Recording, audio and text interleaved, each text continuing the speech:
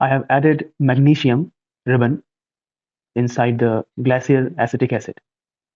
You can see that magnesium has started reacting with acetic acid, and the bubbles which are coming out are hydrogen gas. In order to trap the hydrogen gas, I have put a balloon on the top. You can see here. And we are hoping that with time, this balloon will get inflated as the hydrogen gas will get inside the balloon.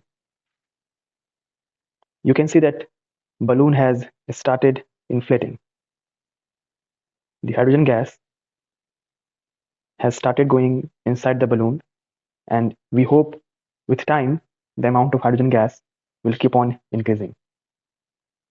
And since the reaction of magnesium with the acetic acid is exothermic reaction, if you touch the round bottom flask at the bottom, you can feel the warmth.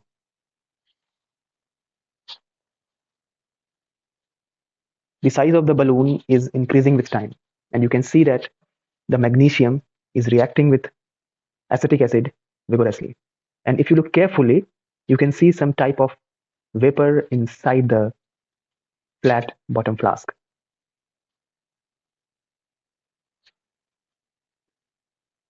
Here you can see that some of the magnesium ribbon are floating over the acetic acid.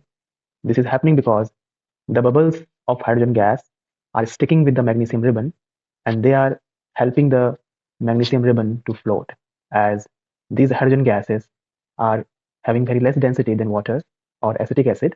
Therefore, they will always make the magnesium ribbon float on the surface of acetic acid. Now you can see the size of the balloon has increased to a greater extent. The magnesium is vigorously reacting with acetic acid, and large amount of hydrogen gas is produced in this reaction, and these hydrogen gas are getting trapped inside this balloon, which is fitted on the top of flat bottom flask. It is clearly visible in this setup that the size of the balloon is increasing with time.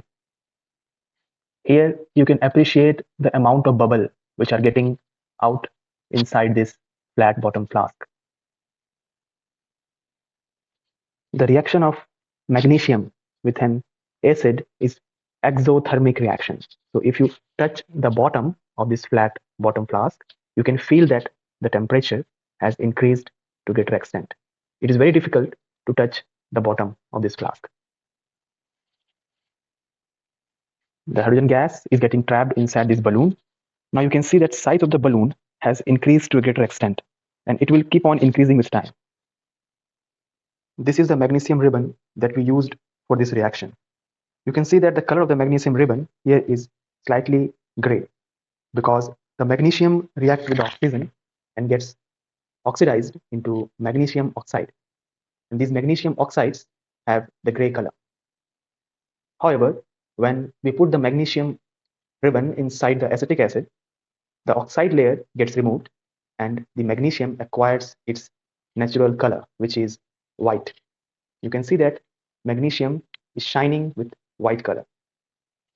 Now the reaction is slowing down because the amount of acetic acid is getting reduced. The amount of magnesium was high, that's why magnesium is still inside the reaction flask, but the acetic acid is getting reduced.